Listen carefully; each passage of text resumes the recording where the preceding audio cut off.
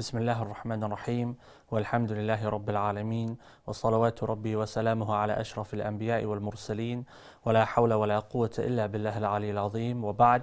To continue inshallah with إسعاف المريدين لإقامة فرائض الدين by الشيخ عبد الغني الغنيمي الميداني رحمه الله تعالى ورضي عنه. And we previously completed the shurut, the preconditions for the salah, and now we are coming to the arkan. And we mentioned that the shurut are 6. Likewise, in the madhab, the arkan are 6, although there is some khilaf. Al-Qadi Abu Yusuf rahimahullah, he mentions that there are 8, but generally speaking, all of these things would be performed anyway. It's more a technical issue. He says, وَالتَّحْرِيمَةُ, so the author rahimahullah, he starts with the first, التحريمة, and now he's going to define it for us. He says, افتتاح الصلاة بأي ذكر كان, so it is to open up the salah with a form of remembrance of Allah subhanahu wa ta'ala, regardless of what that remembrance is, i.e. if a person would say Allahu Akbar or to say other than that, but it is, he's going to give the conditions, a remembrance of Allah subhanahu wa ta'ala. He says خالص لله ta'ala, specifically and only for Allah subhanahu wa ta'ala. إذا كان جملة تامة, so it has to be a complete sentence, بشرط النطق, verbally expressed, والإتيان بها قائما, and it has to be done while standing. وعدم تأخير النية عنها, likewise it has to be done with the intention. So a person would intend the salah and then initiate the tahrima, so enter into the salah with a form of remembering Allah subhanahu wa ta'ala. So here the fact that he says a form of remembering Allah subhanahu wa ta'ala, he does not specify Allahu Akbar, gives indication into the opinion in the madhab about the tahrima, Allahu Akbar. And we're not going to go too much into it as it's an introductory text. The best form is of course Allahu Akbar, and there is some discussion by the fuqaha in using another term. So for example, La ilaha illallah or something other than that. Again, we're not going to go into too much detail, but the person who is praying starts with Allahu Akbar and then continues the salah. He says, number 2, wal qiyam, so the standing in the salah is a part of the salah. It's an integral, and it's considered something that if it's left off, the salah is invalid. He's going to add something to that though. He says, الوقوف مقدار القراءة المفروضة للقادر عليه وعلى الركوع والسجود. So it's something which a person must do for the duration of the recitation of the Quran in the salah, which is considered to be fard. So how much Quran should be read in the salah in order for the salah to be deemed valid? We're going to come to discuss that shortly inshallah.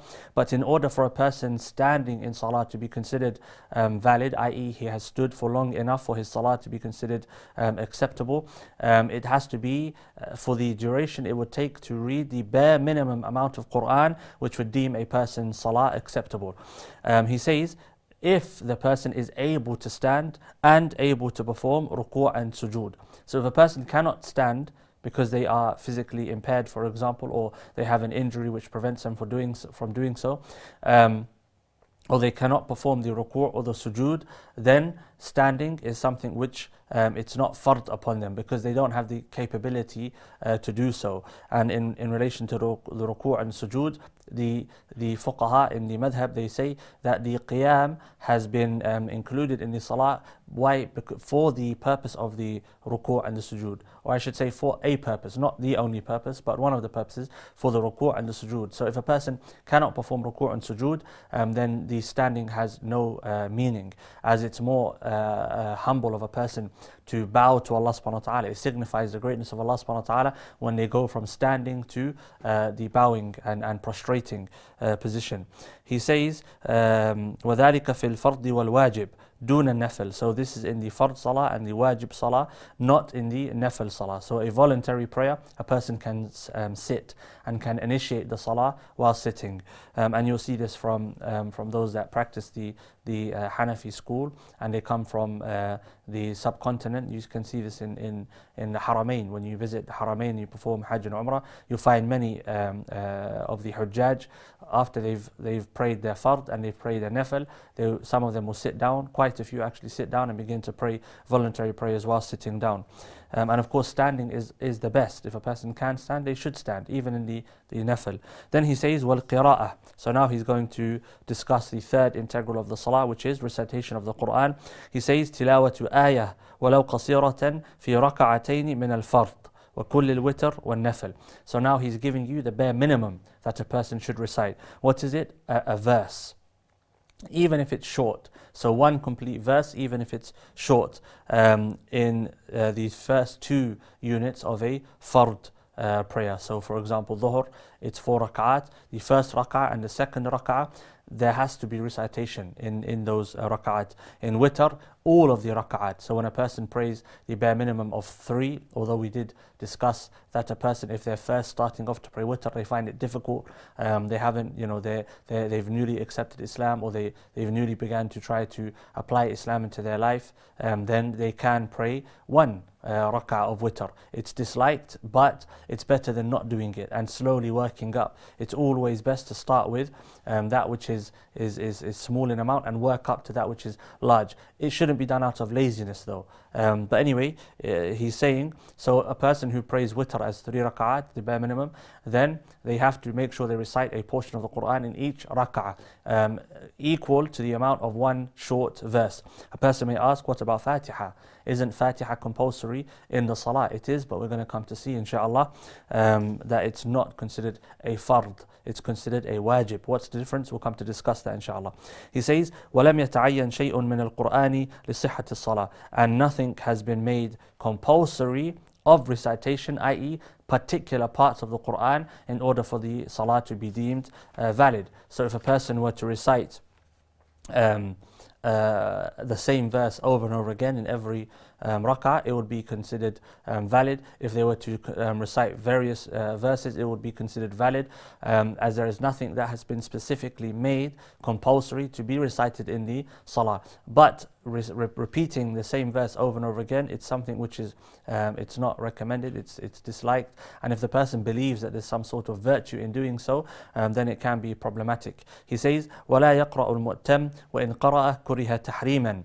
So he says the person who is being led in Salah, i.e. the person standing behind an imam, whether that's the imam in the masjid or the imam from the family at home, or someone who's been elected as the imam from a group of friends, etc., then it is impermissible for him to recite. When I say impermissible, it's makruh, but makruh tahriman. So in the madhab you have 2 types of makruh. You have makruh tahrimi and makruh tanzihi. Makruh tahrimi is something which the evidences for it indicate that it is not to be done, but the evidences are not strong enough to make it haram. Therefore it's considered makruh, but closer to being haram than it is to being permissible. Likewise, makruh tanzihi, the evidences indicate that it's not permissible, but likewise it's not clearly prohibited. So it's not something we can say is haram, and it's not something at the same time we can say is definitely mubah. So it takes a lesser state in relation to its dislike, but at the same time we wouldn't say it's haram. And this is also something else which it's a point to reflect upon. The A'imma of the past, it goes back to the approach of the Imams of the past. They wouldn't say that something is clear-cut halal or haram unless there was a clear-cut evidence, something which is undeniable. It's undeniably authentic, and the evidential nature is undeniable. They wouldn't say something is haram unless the evidence clearly indicates that it's haram. They would say it's disliked. I prefer that this is not engaged in, or a person does not indulge in such actions, etc. And you can find this Imam Abu Hanifa, Imam Ahmad, both of them, they had this approach, and they were both from Iraq. At least the madhab, Imam Abu Hanifa, of course, historians mention that he has a Persian lineage, Imam Ahmad being from the Arab, etc. But the point is, they had an approach where they were very, very cautious in saying something is halal or something is haram unless the text clearly indicated. And that should be our approach. And our approach should be, unless one of the scholars of the past, one of the ai who the Muslims have agreed upon following, i.e. the four scholars or those that followed those four scholars, Imam Abu Hanifa, Imam Malik, Imam Shafi'i and Imam Ahmed, or the scholars that came from those schools, etc. Unless we find clear statements from them saying something is halal or haram, we should be very cautious in saying something is halal or haram. Likewise, anything which is a new issue, we should not put our tongues into that matter, and we should leave it for the scholars who have the ability to determine whether or not it's permissible or impermissible. Because when we speak about halal and haram without being qualified to do so, we're speaking on behalf of Allah subhanahu wa ta'ala, which is of course very, very dangerous. So he says, the fourth, والركوع انحناء الظهر بحيث تصل أصابعه إلى ركبتيه. The fourth integral, the fourth rukun of the salah, i.e. that which if left off, the salah is deemed invalid and it has to be repeated. It is the ruku', so the prostration, the bowing. And he says the dhabit for it, what would be considered the bare minimum for a person to do in order for the ruku' to be considered valid, it would have to be that they bend down to such an extent that their fingertips or their fingers can be placed on their knees. So a person would not have to completely bow down to do that. Of course, it's recommended, it's the way of the Prophet ﷺ to bend down completely. But in case a person has, let's say, an injury or something of the sort, likewise, if a person does it and they don't intend to do it, as long as their fingers reach the knees, they've done the bare minimum. Then he says the fifth rukun, so the fifth integral or pillar of the salah, وضع الجبهة واليدين والركبتين وشيء من أطراف أصابع القدمين على الأرض.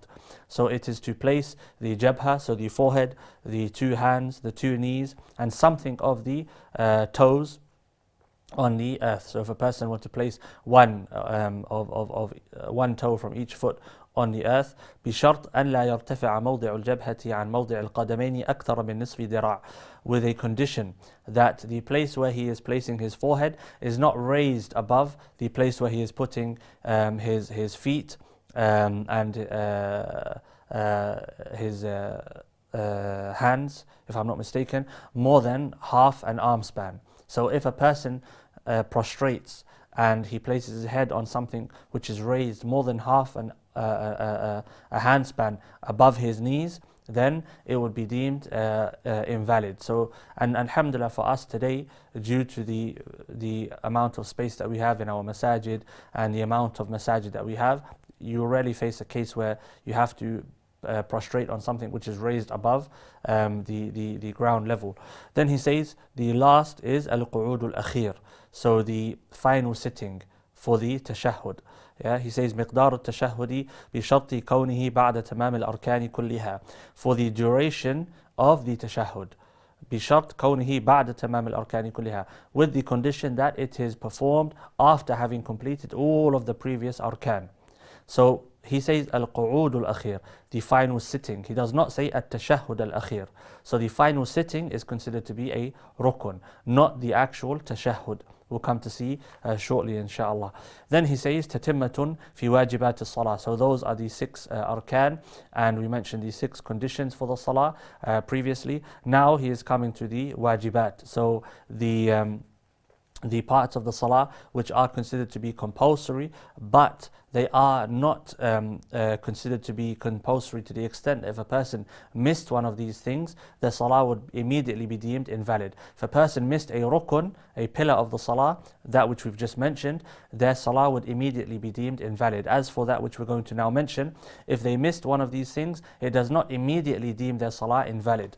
And what is the difference between the fard and the wajib? The fard is that which has been established with an evidence which is sound and undisputable in its authenticity and in its evidential nature, that which we understand from it. Its indication is clear and undeniable. So for example, وَأَقِمِ الصَّلَاةِ, and establish the prayer. No one can come now and say, we don't know what أَقِمِ الصَّلَاةِ here means. It's undeniable. And the fuqaha, they would say that anyone who does deny something which has been established with a sound and undeniably clear-cut evidence, that this would be something very problematic, which could even lead to someone being considered outside of the fold of Islam. Whereas something which is wajib, although the evidence might be authentic, the evidential nature might be slightly ambiguous. It might not be understood in the same way by everyone. An example of this, in the wudu, the fard of wudu, the ayah, in the madhab, all of the furud come from the ayah. يَا أَيُّهَا الَّذِينَ آمَنُوا إِذَا قُمْتُمْ إِلَى الصَّلَاةِ فَاغْسِلُوا وُجُوهَكُمْ وَأَيْدِيَكُمْ until the end of the ayah. In the ayah, Allah subhanahu wa ta'ala informs us that we need to wipe over our heads. So that is considered a fard. But the amount to be wiped is where there is a difference of opinion. So you find the Hanabala, for example, they say the entire head. The Ahnaf will say a portion of the head, equivalent to the frontal area. The Shafi'iyya, they'll say even less than that. Even just simply touching could be considered to be meeting the criteria for a valid wudu. Why is it that there is a difference of opinion here? Because the amount is unclear. There is a means of discussion and a disagreement here, because of the language and because of other ahadith which indicate, for example, the hadith which the fuqaha of the Ahnaf will mention, and that the Prophet ﷺ masaha ala nasiyatihi, that he wiped on the frontal area under his imama. So that is considered the amount. In the madhab, it's referred to as fard, but it's fard amali or fard ijtihadi, i.e. the fuqaha have come to consider this to be the bare minimum for the fard to be established. But if a person were to disagree with that, it wouldn't deem them to have been taken out of the fold of Islam. Why? Because there is disagreement in the matter already, as mentioned, the Shafi'iyya, the Hanabila, etc. So the point is, the wajib is something which has been established, but the evidence which is used to establish it is not clear cut. As an example, Allah subhanahu wa ta'ala does not mention in the Quran to recite Fatiha in the Salah. The Prophet ﷺ, the famous hadith wherein he commanded the companion to repeat his Salah, he said, وَقْرَأْ مَا تَيَسَّرَ مَعَكَ مِنَ الْقُرْآنِ, read that which you're able to from the Quran. So it's left ambiguous. And the ahadith which refer to the Fatiha, the fuqaha of the madhab, they would say that this does not, it's not mentioned in the ayat and the ahadith which are clear cut, and so we cannot add it. And so we give it a station, but it's stationed lower than the station of the fard. And that's just quickly looking at the difference between the fard and the wajib. As for the actual the hukum of the fard is that if it's left off, the act of worship is deemed immediately invalid. If a person leaves it off and does not realize, Allah subhanahu wa ta'ala bi-idhnillah will overlook it. It's something the Prophet ﷺ mentioned, that forgetfulness has been raised from our ummah. We're not going to be taken into account for that which we forget. Of course, we need to take the means of not forgetting, etc. But the wajib, if a person leaves it off, their salah is not immediately deemed invalid. In fact, their salah is deemed valid, but there are circumstances where they would have to repeat the salah, etc., which we're going to come to, inshallah, shortly. So he says, في واجبات الصلاة, the wajibat of the prayer, وهو ما لا تفسد الصلاة بتركه. It is that which does not invalidate the salah if left off. وَتَرْكُهُ سَهْوًا. So now he's going to discuss the one who leaves something off, a wajib, out of forgetfulness, and the one who leaves it off intentionally. He says, تَرْكُهُ سَهْوًا يُوجِبُ سُجُودَ السَّهْوِ. The one who leaves it off unintentionally. So for example, he forgets to recite Fatiha. Towards the end of Salah, he remembers that he didn't recite Fatiha in the first rak'ah. What happens? He has to simply offer sujood al-sahu prior to ending the salah.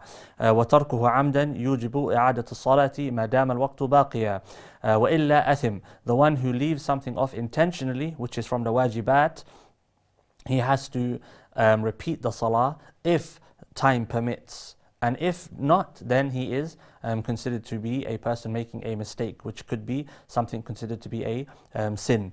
So he starts, وَهِيَ أَوَّلًا التَّحْرِيمَةُ بِلَفْظِ التَّكْبِير. So the tahrima, so we mentioned the fard is to initiate the salah with the remembrance of Allah subhanahu wa ta'ala.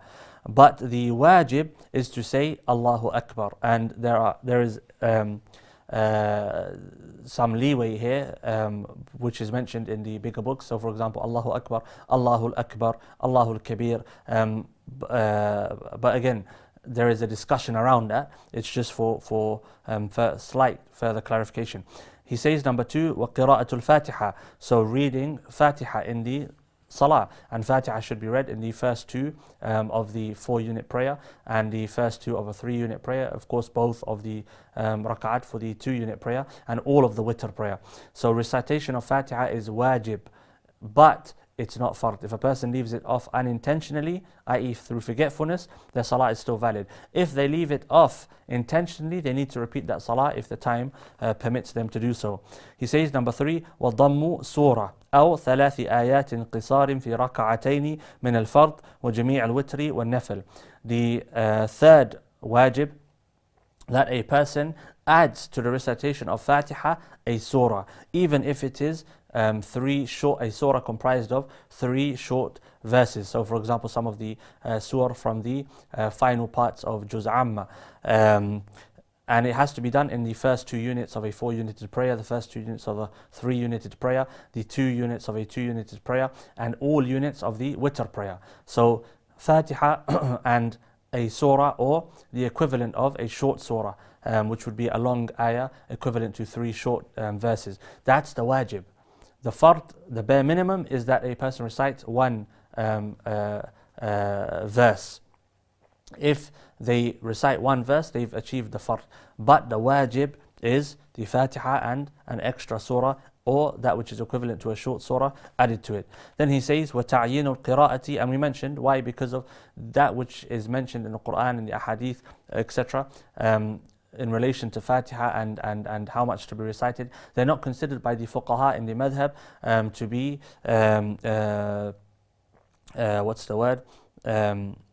clear cut.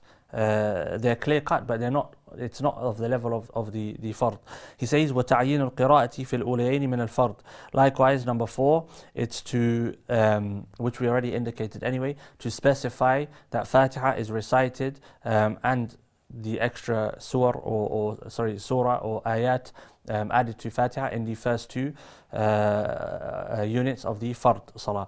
Number 5, وَتَقْدِيمُ الْفَاتِحَةِ عَلَى السُّورَةِ. So the order of reciting Fatiha before a surah. Number 6, وَضَمُّ الْأَنْفِ لِلْجَبْهَةِ فِي السُّجُودِ. So we mentioned the fard is to place the forehead on the floor when prostrating. The wajib is to make sure that the hard part of the nose is also used whilst prostrating. So if a person does not use his nose when prostrating, i.e. he prostrates on the nose and the hard part of the forehead and the hard part of the nose, if he does not do so intentionally, he needs to repeat that salah if he has the time to do so. If he does so unintentionally and he remembers towards the end, or he realizes or something like that during the salah, then he has to offer the sujood al-sahw at the end of the salah. Then he says number 7, sorry, وَالْإِطْمِئْنَانُ فِي الْأَرْكَانِ. So basically you could say tranquility or motionless, a motionless state during the arkan. So whilst the person is performing the arkan, so there should be an amount of motionlessness whilst the person is bowing, whilst prostrating, whilst standing. And in the bigger books, the fuqaha from the madhab, they discuss what this would be. Is it the equivalent to the bare minimum in tasbih? Is it the equivalent to something else, etc.? Then he says, number 8, وَالْقَعُودُ الْأَوَّلِ. So the first sitting, the first sitting in between the the first and second and the third and fourth units of prayer in a 4-united prayer, or the first sitting in a 3-united prayer, etc. So after the second rak'ah, the sitting is wajib. وَقِرَاءَةُ التَّشَهُّدِ فِيهِ فِي الصَّحِيحِ. Likewise, the tashahhud in the first sitting is wajib. And he says في الصحيح, indicating there's a khilaf in the issue, there's a difference of opinion amongst the fuqaha of the madhab. He says وَقِرَاءَتُهُ فِي الْقَعُودِ الْأَخِيرِ. Likewise, the tashahhud in the final sitting. So we mentioned that the final sitting is fard. If a person misses it, the salah is deemed invalid. But as for the tashahhud is wajib. So if a person misses it unintentionally, then they can offer the sujood sahu. If they miss it and it was intentional, they need to repeat the salah if the time permits. He says, وَالْقِيَامُ إِلَى الثَّالِثَةِ مِنْ غَيْرِ تَرَاخٍ بَعْدَ تَشَهُّدٍ. And to stand to the third unit of prayer, if there is a third, without any delay after finishing the tashahhud. So there's no extra sitting there. وَلَفْظُ السَّلَامِ دُونَ عَلَيْكُمْ. And when a person initiates or leaves, exits the salah, assalamu alaykum. So the love, as-salam, is considered to be wajib to leave the salah. وَقُنُوتُ الْوِتْرِ. Likewise, the qunut of the witter prayer. So the qunut of the witter prayer, the dua for the person praying the witter prayer, is to be offered in the third unit after having recited Fatiha and an extra surah or a few ayat, etc. added to Fatiha. Then they would say Allahu Akbar, raise the hands for the takbir, and they would recite or perform the supplication, the qunut supplication. He says وَتَكْبِيرُهُ. So likewise the takbir that comes before the dua. So Allahu Akbar, prior to starting the dua. وَتَكْبِيرَاتُ الْعِيدَيْنِ. Likewise the extra takbirat, the extra takbirs for the two Eid salahs, the Eid al-Adha and Eid al-Fitr salah. The extra takbirs in those two prayers are from the wajibat.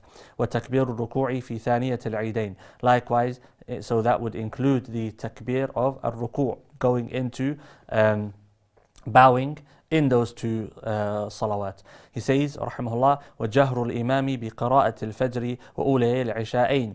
Likewise, the loud recitation of the imam in the Fajr prayer and Isha and Maghrib prayers. So the imam should recite loudly in the first two units of prayer for Maghrib and Isha, and in both units of prayer for Fajr. Wal Jum'ah, likewise Jum'ah. Wal Eidain, likewise the two Eid prayers. Wat Tarawih, likewise the Tarawih prayers performed in Ramadan. Wal Witri fi Ramadan, and likewise the Witter with the congregation behind him in Ramadan. And he says, number 18, والإصرار للإمام والمنفرد في الظهر والعصر وفيما بعد أولي العشاءين ونفل النهار. Likewise, just as the loudness is compulsory, it's a wajib, reciting silently. And the israr here is to recite to the extent that the person reciting can hear their self, and perhaps the person next to them can slightly hear them. But they should not recite so loudly if they're reciting in a masjid, for example, and other people are around, that it inhibits others from concentrating on their salah or their recitation, etc. So the imam and the munfarid, the person praying alone in Dhuhr, Asr, and the two units of prayer after the first two units, so the third and the fourth units of prayer for the Isha'ain, i.e. Maghrib and Isha, and likewise any voluntary prayers prayed in the daytime. This is compulsory to do. وَالْمُنْفَرِدُ مُخَيَّرٌ فِيمَا يُجْهَرُ بِهِ كَمُتَنَفِّلٍ بِاللَّيْلِ. And as for the person who's praying alone, that which is usually recited out loud, i.e. Fajr, Maghrib, Isha, etc., he is allowed to recite loudly or recite quietly. He says كَمُتَنَفِّلٍ بِاللَّيْلِ, like the person who prays at the night. The night prayer, the voluntary night prayer, you can pray it loudly or you can pray it quietly. Whereas the mutanaffil bin nahar has to pray silently. Any nafil done in the daytime is a silent prayer. Nafil done in the night time, it's either silent or loud, depending on the person who's praying's choice. Likewise, when that person prays Fajr or Maghrib or Isha alone, they have that choice as well. Then he says he's going to come to the Sunan, rahimahullah, and we will stop with that inshaAllah, and bi'idhnillah take the Sunan in the next lesson. Wa sallallahu ala Sayyidina Muhammad wa ala alihi wa ashabihi ajma'in.